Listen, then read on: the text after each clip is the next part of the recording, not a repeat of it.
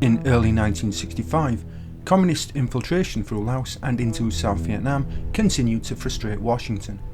A new program was proposed in March, but the bombing campaign would prove controversial, and its ultimate failure would lead to the introduction of US Special Forces in Laos. The program was codenamed Steel Tiger. This channel's mission is to challenge the Vietnam orthodoxy. Much of what you know about the Vietnam War is either incomplete or false. To support this channel and its mission, please subscribe and like the video. General Harold K. Johnson, the Army Chief of Staff, returned to Washington from South Vietnam on March 14, 1965. He submitted a 21-point program to President Johnson, designed to blunt communist action in Laos and South Vietnam. The plan included the intensification of rolling thunder, the restriction of barrel roll to northern Laos, and the creation of a new program to combat infiltration in the southern Laotian panhandle. President Johnson approved most of the recommendations on March 19th, including creation of the new program. Steel Tiger was one of several new programs approved in March that were intended to contain the insurgencies in Laos and South Vietnam. President Johnson urged maximum effort against infiltration through Laos and into South Vietnam.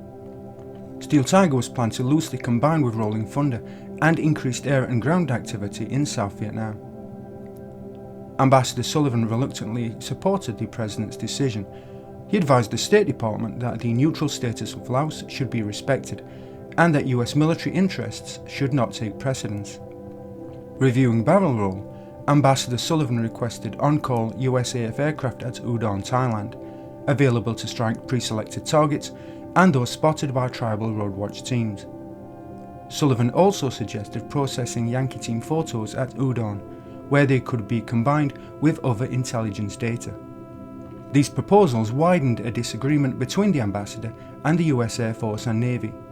2nd Air Division and PAC Fleet, under instruction from McNamara, gave precedence to close support in South Vietnam and then targets in the north. When Sullivan insisted, Moore stationed a small number of F-4s and F-105s at several Thai air bases. This conflict between Vientiane and 2nd Air Division would continue to escalate as the demand for strikes in northern and southern Laos expanded. The weight of effort in the Plaine de Jar and the routes used by the Pathet Lao in the north appeared sufficient to maintain the position in northern Laos, but increasing evidence of infiltration into the panhandle had prompted more attention from planners. Much of the Viet Cong logistical base and supply system depended on men and material entering Laos through the Nep and Mu Jar passes, moving down an extensive road and trail network and terminating at points inside South Vietnam. This was the Ho Chi Minh Trail, which was in fact a complex of trails, some all-weather roads and some simple footpaths, a network capable of supporting the major part of communist logistic requirements in South Vietnam. In response, the GSS asked SINCPAC to create a program to interdict infiltration and the flow of logistics. The operation would use the same ground rules as barrel roll, with the exception of the use of napalm, when approved by the ambassador in Vientiane, and it would provide a choke point reseeding program, strikes against supply points, truck parks, and other military installations. On March 23rd, PACOM, PACAF and PAC Fleet were instructed by the JCS to prepare an operational plan for the first 2 weeks of Steel Tiger operations. Operational and coordination issues were addressed on March 27th at another CCOD conference at Udon, Thailand, attended by Ambassador Sullivan, representatives from the American Embassy in Bangkok, the 2nd Air Division, MACV, and Air America. Commerce MACV would continue to coordinate PACAF and PAC Fleet operations through the 2nd Air Division. PACAF and PAC Fleet commanders had more operational control, could select aircraft types, and conduct an unrestricted number of missions to create choke points or reseed the Nep Pass or other approved infiltration routes. As coordinating authority, Commerce MACV would define the sequence and frequency of missions, avoid conflict with Oplan 34 Alpha operations, coordinate with the embassy in Vientiane on Steel Tiger targets, routes and timing, and plan the use of Thai-based aircraft with the embassy in Bangkok. Search and rescue operations continue to be the responsibility of 2nd Air Division, using HH-43 Husky helicopters based at Nakhon Phanom in Thailand, Pak Sani in east-central Laos, and Pak Si further south. To increase operational range for the Huskies, JP-4 fuel would be pre-positioned in the panhandle. The JCS directed that Steel Tiger would start on April 3rd, attacking targets south of Ban Nape. SINCPAC issued the first operational order to component commanders, directing them to begin conducting armed reconnaissance and interdiction against targets of opportunity, military vehicles, troop movements, and anti-aircraft positions within 200 yards of roads designated for armed reconnaissance missions. Unexpended ordnance would be dumped in free strike zones, which would be selected by COMMERCE-MAC-V. The directive reduced some of the restrictions on operations in Laos. There would be more pre-mission reconnaissance flights with aircraft equipped with side-looking airborne radar and infrared, and more weather, pathfinder, flare, and search and rescue operations. Steel Tiger operations began on April 3rd with a PACAF 2-mission night operation. In each mission, a C-130 Blind Bat dropped 126 flares for 2 strike B-57 Canberras, but the B-57s reported no significant sighting of enemy traffic. The next day, 7 B-57s with 3 escorted reconnaissance RF-101 Voodoos attacked the Mujal Pass in daylight, cratering a road and reseeding other routes. On April 5th, 4 Strike and 4 Mid-Cap F-100 Super Sabres with 2 RF-101s flew daylight armed reconnaissance over 3 routes. The Strike F-100s dropped 750-pound bombs on the Ban Phanop supply depot and fired 4 rockets at a building in the depot area. PACAF F-105 Thunder Chiefs were sent on their first Steel Tiger mission on April 11th. 2 routes and a military site at Ban Lang Kang. The first Pac Fleet Steel Tiger mission was flown on April 5th. 5 Strike A-1Hs, 2 Flak Suppression F-8Ds, 2 Combat Air Patrol F-8s, and other support aircraft created a choke point on Route 23. Through the week of April 12th, daily missions were flown over the Ho Chi Minh Trail by PACAF and Pac Fleet. The missions combined armed reconnaissance missions with choke points, road cuts, and secondary target strikes, and were mainly targeted at known or suspected military and supply areas, truck stops, and a Pathet Lao airfield near Chipone on April 8th. During the first half of April, only a few trucks were sighted, but that number increased later that month. Roadwatch teams were now providing more information and believed the Communists had developed a shuttle system between supply points. Jungle terrain and weather reduced interdiction, and the Communists also reduced the impact of the bombing by quickly clearing choke points or creating bypasses around cut roads. They also strengthened anti-aircraft defences around vital logistic points like the Nape and Mujal passes, key entry points from North Vietnam which had become primary targets.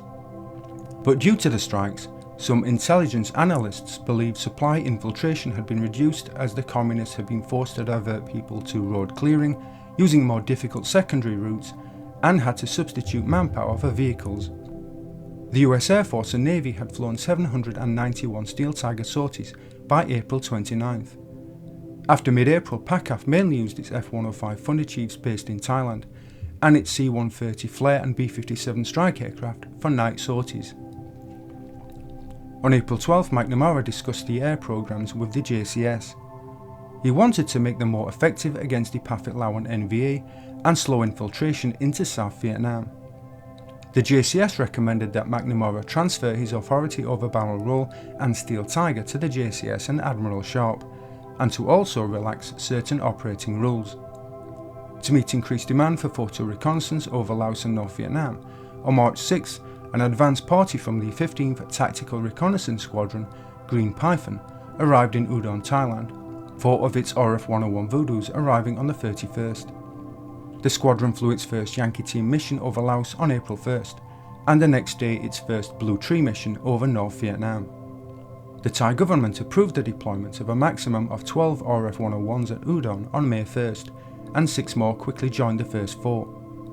With a spare aircraft, 2nd Air Division now had 11 RF-101s in Thailand for expanded reconnaissance needs in Laos and North Vietnam. More aircraft would later join Green Python. Several short-round incidents coincided with the relaxation of operational rules in the spring of 1965. On May 11th, 2 civilian buses were struck by 2 Navy aircraft west of Muang Phalang.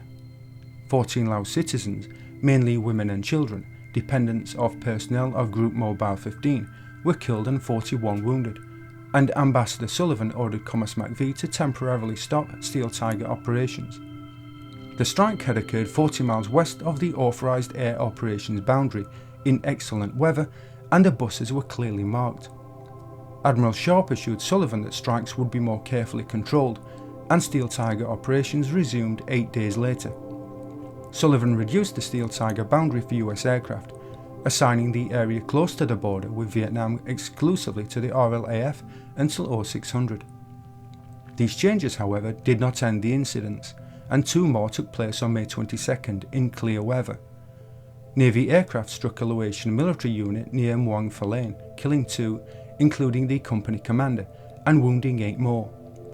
Sullivan again halted Steel Tiger operations, pending new air control procedures.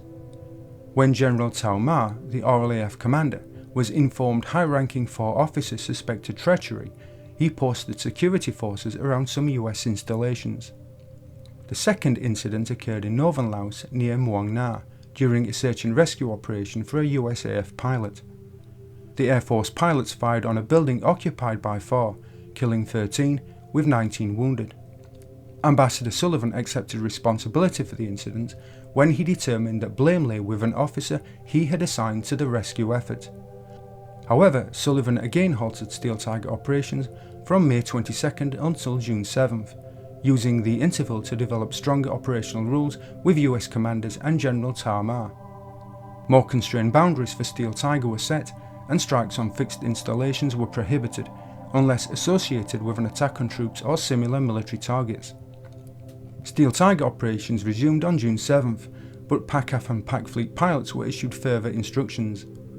On entering Laotian airspace, they were to report to the Radar Aircraft Control Station at Nakhon Phanom using the code word invert, and to remain in contact during missions with their identification beacons turned on. On June 5, 1965, Ambassador Taylor reported to Washington on the deteriorating situation in South Vietnam. He warned that the Viet Cong retained the initiative, that they were growing stronger through recruitment and infiltration, and he asked for more US ground and air reinforcements to reverse the situation.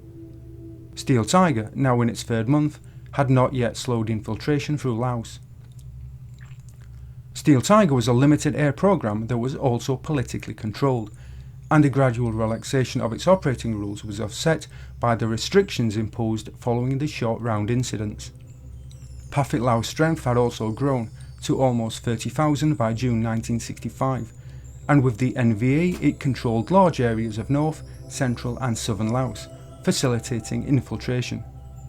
The jungle terrain concealed most communist activity, and the drizzle, rain and overcast of the arriving monsoon weather in late April further reduced visibility. Ambassador Sullivan and Colonel Tyrrell, the air attaché in Vientiane, visited a section of the Ho Chi Minh Trail in Savannakhet, recently captured by 4 Major General Phasuk Somly. Sullivan was astounded by its 2-truck width and the thick jungle canopy overhead. He concluded that to interdict trucks, defoliation and infrared rather than visual reconnaissance and saturation strikes to create choke points might be required. PACAF recognised that the amount of supplies destroyed by Steel Tiger was probably limited, making the programme's effectiveness questionable, and concluded that striking supply areas rather than trucks might be more productive. Air assets should be used to systematically destroy RLAF fixed targets, truck stops, vehicle maintenance and supply points. The strikes would start in the south and move toward northern Laos.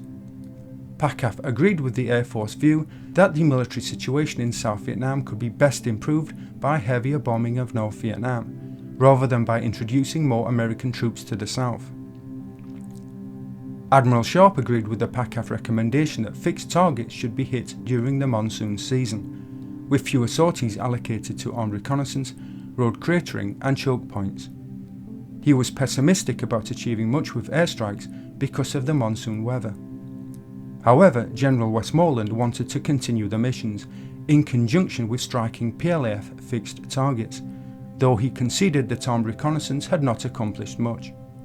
Continuing the missions would ensure daylight surveillance of enemy lines of communication and enemy harassment. Westmoreland also pressed Admiral Sharp to approve Army plans for ground reconnaissance and operations against infiltration. The failed Leaping Lena operation a year earlier, which used Montagnard tribesmen and South Vietnamese special forces, had produced a consensus that a renewed effort in the Laotian Panhandle would require direct American participation. These plans demanded substantial ground forces. One planned for a defence line at the 17th parallel with a corps of 4 to 6 American divisions, while a second directed a Free American Division thrust from Thailand towards Chipone in the Laotian Panhandle. Both plans, however, were judged impractical in the spring of 1965.